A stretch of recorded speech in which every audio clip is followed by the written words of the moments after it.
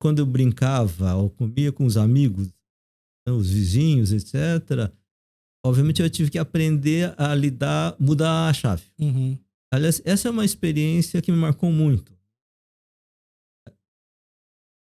Toda a minha formação, depois trabalhar, estudar, depois coisa, o pessoal disse, no Jung pensa diferente. Dentro da sua família? Não, no Tá. mundo acadêmico, Uhum. né? Porque talvez eu tenha experiência de você viver com pessoas de outro mundo. Isso é muito parecido com o Obama.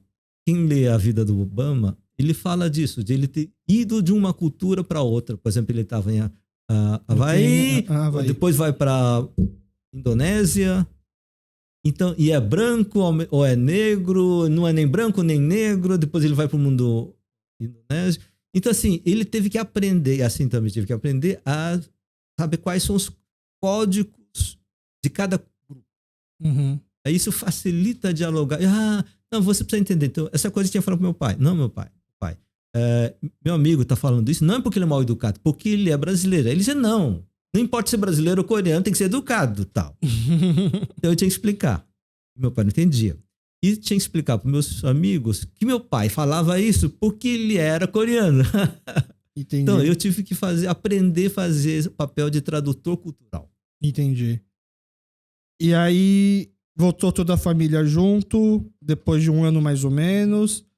E aí é uma coisa que eu acho engraçado, porque quando eu mais jovem assistia novela, aí você vê tipo Terra Nostra, que conta a imigração italiana, e aí eu ficava tentando associar se os primeiros imigrantes coreanos era algo parecido, porque gente que veio para trabalhar no campo e fazer carreira no campo, mas eu ouvi falar de que os primeiros imigrantes coreanos que vieram para cá e foram trabalhar no campo, na verdade não eram pessoas do campo.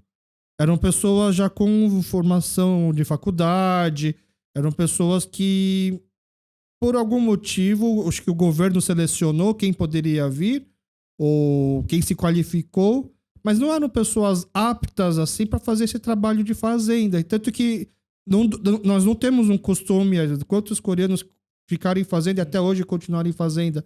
É mais ou menos isso? No fundo, a discussão começa assim, qual é o objetivo governo brasileiro que traz imigrantes. Tá. Então, a primeira imigração que vem no Brasil é para substituir os escravos. Uhum.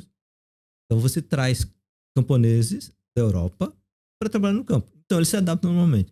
Traz japoneses, que são camponeses, e trazem. Uhum. Na década de 60, o Brasil começa a dizer, precisamos trazer imigrantes para trazer gente para povoar mais, coisas do tipo. E eles trazem o quê? Gente para trabalhar na terra. Tá? Porque a Coreia ainda não... Desculpe, o Brasil ainda não tem processo de industrialização grande. Uhum. Só que para vir para cá, você tinha que pagar. Você tinha que comprar o terreno. Tá. Você precisava ter dinheiro. Então, quem é que podia vir para a Coreia para o Brasil? Quem tinha dinheiro? Entendi. Não é igual nessa primeira leva de imigração de o país praticamente deu as terras. É isso. Aí já era uma coisa que você precisava comprar. Comprar e pagar a viagem. Tá. Então, quem podia vir? Quem era estudado ou comerciante. Entendi. Quem tinha um pouco mais, já um poder aquisitivo maior na Coreia. Aí vem, então ninguém vinha para ser camponês. Era assim, a gente vai, porque você tem que entender que a Coreia você tinha uma situação complicada. Pós-guerra. Pós-guerra, mas mais do que isso, você tinha a questão econômica e a questão da questão política com a ditadura militar. Então você tinha assim, olha, não gosto, ou sou da família que tem gente que... porque o problema é, se tem alguém da família que tem algum problema político, e a família entra numa lista ruim. Entendi. Quase que é um exílio. É um tipo de exílio, ou do tipo, olha, aqui a economia não tá indo, eu vou procurar outro lugar. Entendi. E você chegou a conversar com seu pai depois? Por que ele resolveu vir? Isso não com meu pai, mas com minha mãe. Isso tem a ver com assim, tinha um tio que tinha alguma exposição política, que aí do tipo, olha, pode pegar, olha, isso pode dar problema pros... Aí o meu pai falando, pros filhos, porque não tem nada a ver com o assunto. Uhum. Então, e ele achou... Então, para evitar qualquer confusão, a economia já estava ruim, então falar. Entendi. Por que não tentar? Eu acho que isso um pouco. E o Brasil era o país do futuro na época, provavelmente. Não, é isso, porque quando a gente veio para cá, tinha o pessoal no navio para Brasil, para Argentina e Paraguai. Eu brincava, dizia assim, Brasil, melhor porque era terra. Porque quando você pega da Coreia, você pega esse mapa, diz onde é que tem terra. Porque na Coreia pensava terra, isso. Brasil. Argentina também tá. Paraguai, pra quê? Não, o que vão fazer no Paraguai? Não sei o que aconteceu, mas o pessoal foi. Né? Então, era uma época de pessoas buscando lugares. Aliás, é da tradição da Coreia essa história longa de você sair da Coreia porque está em crise ou está em dificuldade. Essa diáspora. É a diáspora coreana que dizem, depois do chinês é coreano. Vocês têm judeus, mas não é uma questão de diáspora, assim, coisa antiga, depois é chinês e depois coreano. Mas a Coreia é um país novo, né? Eu acho engraçado, assim, porque se você for contar, lógico, a história vem de muito tempo atrás, mas se você for contar a história da República da Coreia, é recente, né? Um país que se formou em 1945. Você está falando República moderna, né? Isso, a moderna, né? Você pegar a Coreia do Norte, a Coreia, antes dessa separação. Você tem o pessoal que a vida tá difícil, vai viajar. Onde é que você sai? Direção da China e vai movendo, né? Inclusive teve um episódio que a gente gravou com o Jai Lee, que ele foi pra Coreia esse ano, num encontro promovido pela Coreia. Ele pôde conhecer o Museu da Imigração, lá na Coreia.